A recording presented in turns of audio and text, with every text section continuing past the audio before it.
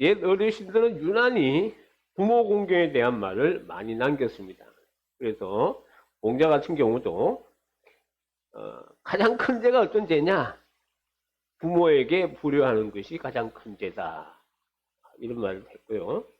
그리고 발테리우스 시무스라는 작가는 어버이를 공경함이 어떤가는 자연의 법칙이다. 그리고 여러분들 잘 아는 섹스피어도 부모의 음성은 하나님의 음성이다. 왜냐하면 아이들에게는 그들이 하늘의 대리자이기 때문이다. 이렇게 이야기를 했습니다. 마틴 루터도 나의 아버지의 보물 가운데 가장 좋은 것은 나를 키워주신 것이다. 이런 말도 했습니다. 근데 그보다도 여러분 세상에 여러 사람들도 부모 공경을 얘기했지만 우리 하나님께서도 특별히 부모 공경에 대해서 하나님은 명령을 하셨어요. 이것을 꼭 해야 된다 하는 그런 얘기죠. 그리고 부모 공경은 약속이 있는 첫 계명이라 하는 그런 말씀도 하셨습니다. 오늘 읽은 신명기 5장 16절에 보면 너는 내 하나님 여호와께서 명령한 대로라고 말씀을 하고 있습니다. 여러분 하나님께서 명령한 대로 내 부모를 공경하라라고 말씀하신 것이죠. 여러분 신명기 5장 16절에 그렇게 말씀한 것을 여러분들이 기억하십시오. 자, 그것뿐입니까? 오늘 에베소서 6장 2절과 3절에 보면 내 아버지와 어머니를 공경하라. 이것은 약속이 있는 첫 계명이다. 하나님께서 약속을 하셨다는 거예요. 여러분 어떤 약속을 하셨을까요?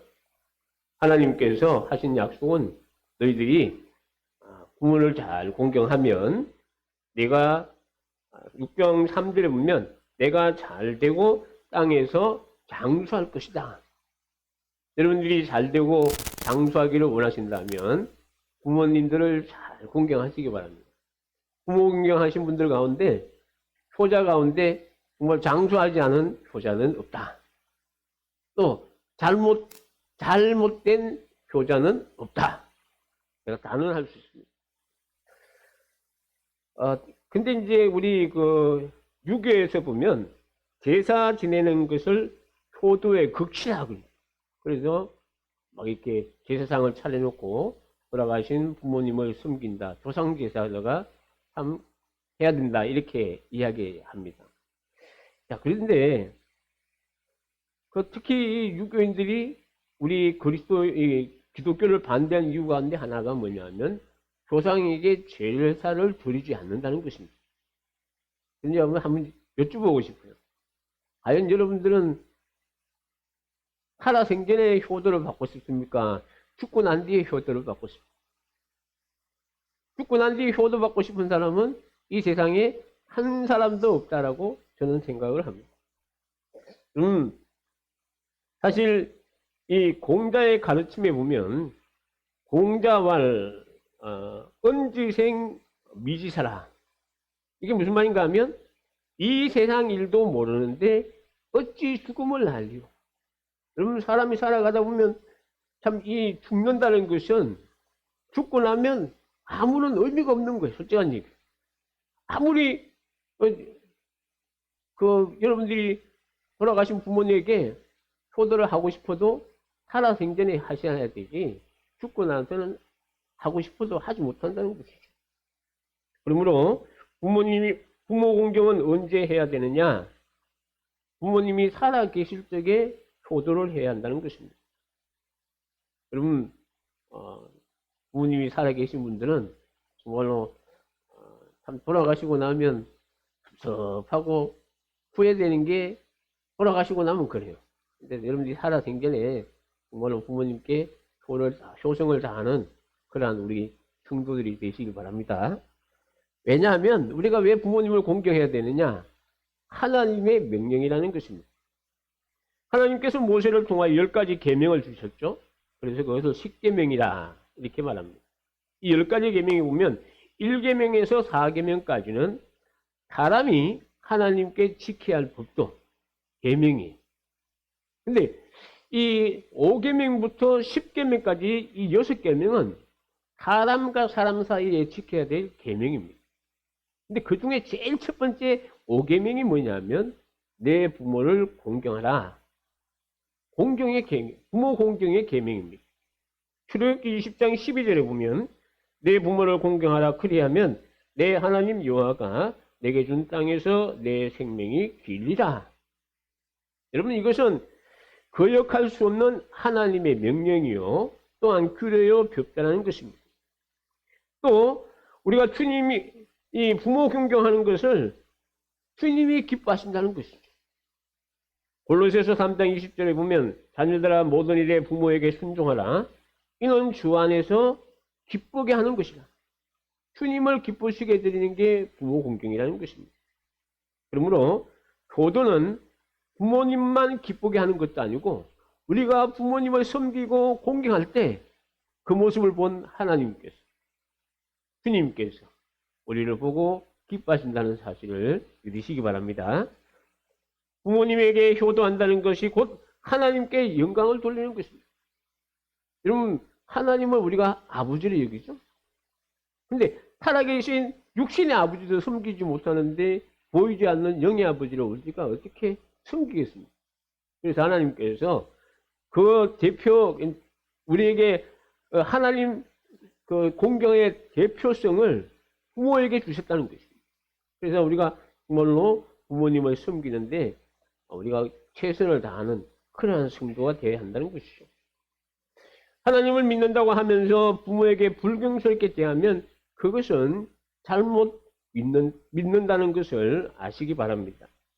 우리가 또 하나는 우리가 자랄 때 부모의 사랑을 받고 자랐기 때문에 참 부모님 제가 이제 부모가 되고 나니까 그래요. 제가 이제 사랑을 이렇게 베풀면 그렇게 베풀어서 왜 그렇게 베푸냐고 혹시 그렇게 해서 나중에 그 사랑을 아들이 나에게 베풀기를 원하나 그러길래 사실 저는 그런 마음은 없습니다. 제가 또한 내가 나를 이렇게 섬기고 뭐 이렇게 앞으로 어떻게 할지 모르지만 그러나 저는 부모의 입장에서는요 무조건 주고 싶어요. 이렇게 해주고 싶고 그래요. 뭐 나중에 대가 바라는 거 없어요. 근데 자녀의 입장에서는 부모는 그렇습니다. 무조건 커주는 게 부모의 마음입니다. 근데 자녀의 입장에서는 아니야. 부모님이 나를 이렇게 사랑하셨기 때문에 나도 그 사랑을 보답해야 돼. 그런 마음을 가지는 부모님은 무조건이고 자녀는 그것을 받는 자녀들은 그 은혜를 감사하면서 보답하는 것이 자녀들의 자세라는 것입니다. 믿습니까 여러분? 부모는 무조건 주는 거예요. 심지어 자기의 목숨까지 내주는 게 부모예요. 근데 자녀는 어떻습니까? 그것을 받았으면 감사함으로 갚아주는 거예요. 옛날 어떤 사람이 장가를 가서 아이를 낳는데 자기 자식밖에 모르는 거예요. 늙은 아버지 보고 아버지 나 봐야 되니까 아버지 밭일 하고 논일 하고 산에 가서 나무 해가 주세요. 그리고 늙은 아버지는 일을 시키고 자기는 아이를 본다고 놀고 있는 겁니다. 그래서 하루는 자기 아들을 보고는 이렇게 이제 아이가 어리니까 이렇게 아이를 이렇게 잘 내면서 둥개둥개 이렇게 하면서 으아둥둥 내 사랑아 어디 갔다 이제 왔나 으아둥둥 내 사랑아 은을 주면 너를 사랴 으아둥둥 내 사랑아 금을 주면 너를 사라. 으아둥둥이란 말은 아이를 어릴 때 쓰는 그런 단어라고 합니다. 제가 찾아보니까 그러니까 으아둥둥 하면서 아이에게 이렇게 하니까 마침 아버지가 지게 산에 가서 이제 나무를 하고 오면서 이제 지게 지고 마당에 들어오는데 자기 아들이 손주를 보고 으아둥둥 내 사랑하고 막 이렇게 부르는 거예요. 그러자 이 광경을 본 아버지가 이런 이야기합니다. 으아둥둥 내 사랑아 네가 울면 내가 울고 으아둥둥 내 사랑아 네가 웃으면 내가 울고. 아들이 깜짝 놀랐어요. 왜냐하면 자기가 이 앞에 있는 그 했던 그렇게 아이를 어르는 다음에 나오는 말이 바로 그 이야기거든요. 그래서 이 노래를 들은 아들이 깜짝 놀라서 아버지가 이 노래를 어떻게 하세요? 그랬더니 아버지가 하는 말이 나도 너를 기를 때 이렇게 노래를 부르면서 좋아했었지. 네가 네 자식을 사랑하는 것보다 더하면 더했지 덜하지 않았단다. 네가 지금 부른 노래도 내가 옛적에 불러준 것이 아니냐. 지금 내가 부른 노래는 네가 부르려고 한 노래의 다음 소절이었지만 옛날 생각이 나서 내가 한번 불러봤다. 그랬어요. 그랬더니 이 아들이 안고 달래던 그 어린아이를 땅바닥에 내려놓고 아버지 앞에 무릎을 꿇고 용서를 빌었답니다. 아버지가 저는 아버지께서 저를 얼마나 사랑해 주시고 또 이렇게 저를 사랑해 주시는지 몰랐습니다. 이 불효자를 용서해 달라고 아버지 앞에 무릎을 꿇고 회개하고 그렇게 울었다. 그랬더니 아버지가 이렇게 세우면서 그래 괜찮아. 그러면서 이 아들이 참 그 아버지가 아들의 그 행동을 용서하고 또 이 아들이 아버지를 복양했다 하는 그런 얘기가 있습니다. 여러분 이게 우리 부모님들이 자녀를 대하는 자세고 또 부모님의 사랑을 또 우리 자녀의 모습이라 이렇게 생각해 볼 수가 있습니다. 여러분 부모 공경하지 않으면 어떤 결과가 오는지 아십니까? 잠언에 보면요. 잠언 30장 17절에 보면 아비를 조롱하며 음이 순종하기를 싫어하는 자의 눈은 골짜기의 까마귀에게 쪼이고 독수리 새끼에게 먹히리라 이렇게 말했습니다. 다시 말하면 부모님에게 공경하지 못하고 부모님을 조롱할 때 큰 할을 자기가 당할 수가 있다 그런 일. 성경에 보면 그런 신뢰가 많습니다. 특히 우리가 잘 아는 사무엘 시대에 엘리 제사장의 아들 가운데 홈리와 비느하스란 아들이 있습니다. 근데 이 자녀들이 제사장으로서 이제 아버지를 이어서 자기들이 제사장이 되어야 되는데 하나님께 엄청난 죄를 지었습니다.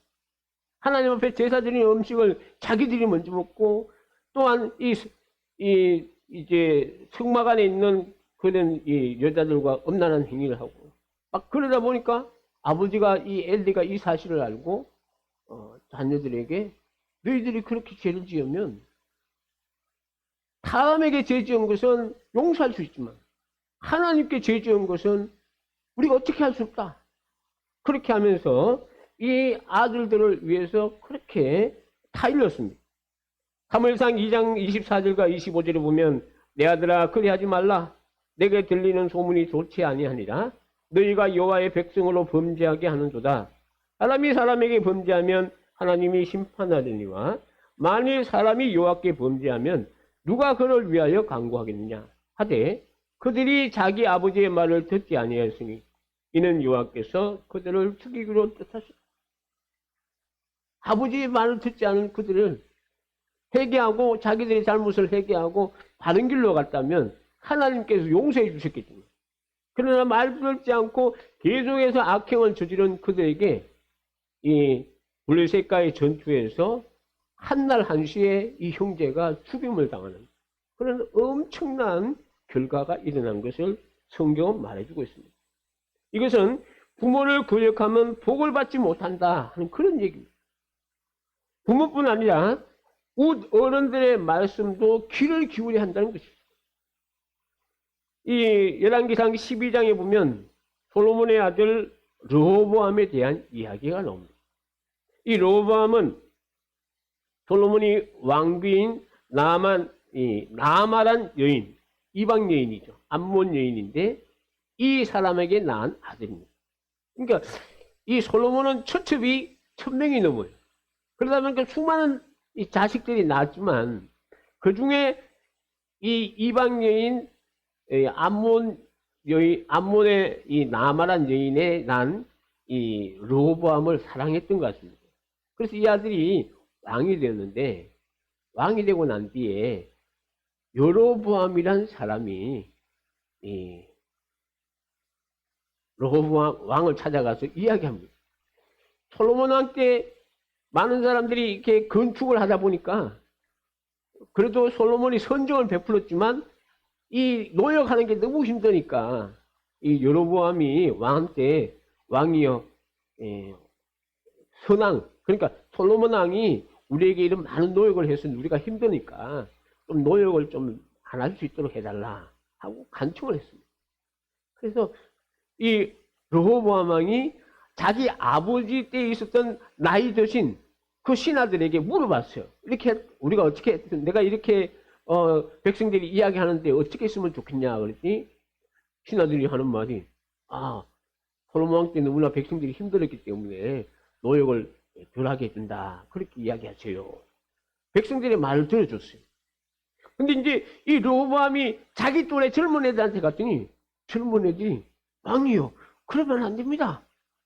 더 힘있게 더 힘들게 그들을 어렵게 만들어야 됩니다.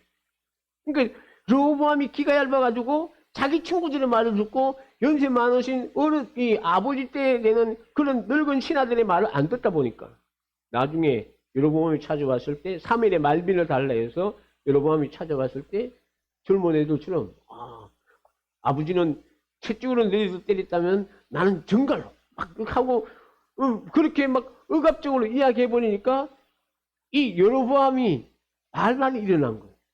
그래서 여로보암을 통해 비롯한 이 이스라엘이 12지파인데 10지파가 나라가 갈려져 버려요. 10지파가 다 여로보암을 따라서 북이스라엘이 되고 그리고 르호보암 왕을 비롯한 이 나머지 유다지파와 베냐민지파가 남쪽에 남유다가 되어서 나라가 갈려지는 그런 일이 있었습니다. 그리고 이 르호보암이 왕이 된 지 3년 때 애굽의 시삭이라는 왕이 쳐들어와서 막 어려움을 겪게 되고 또 이 르호보암이 사는 날 동안에 북이스라엘과 항상 이 전쟁이 있어서 평안한 날이 없었다는 것입니다.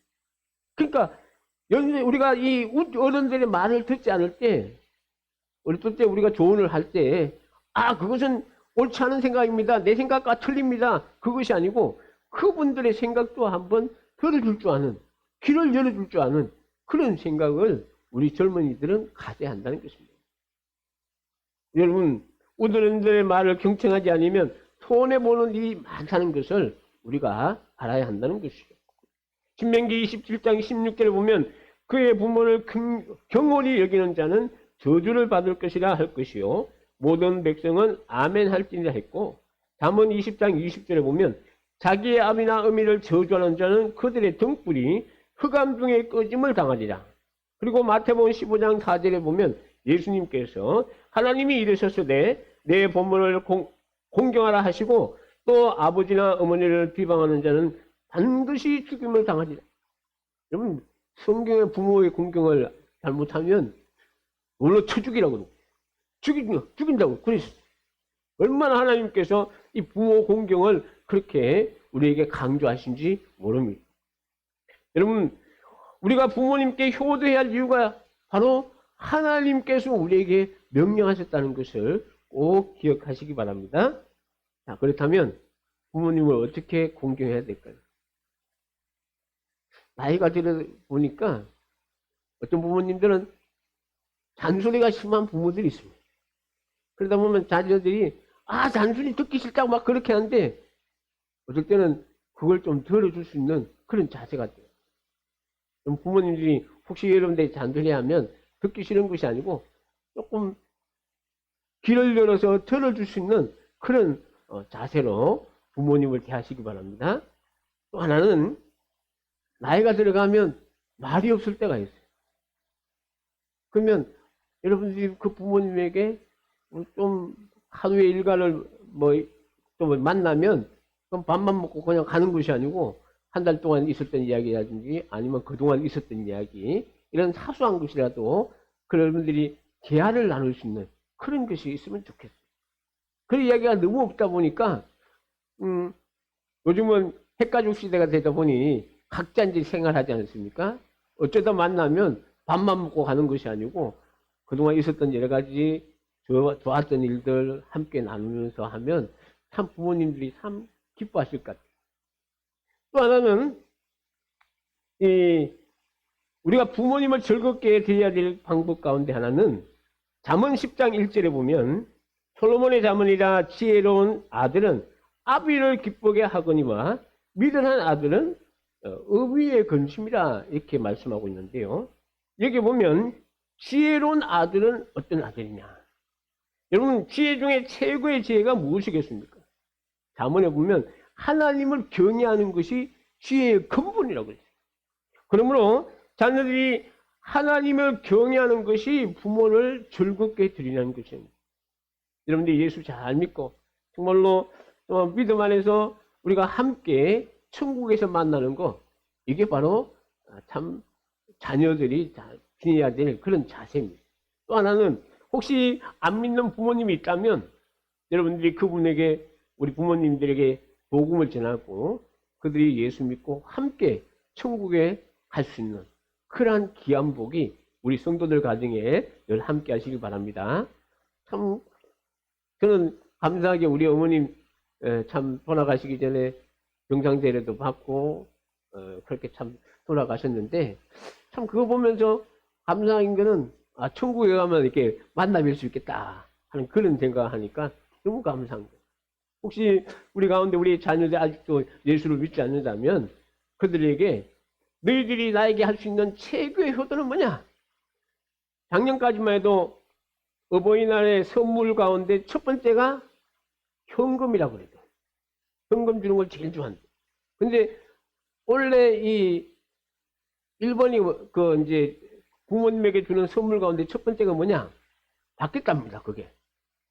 그게 안마 의자라는데, 근데 이게 설문조사한 곳이 어디냐?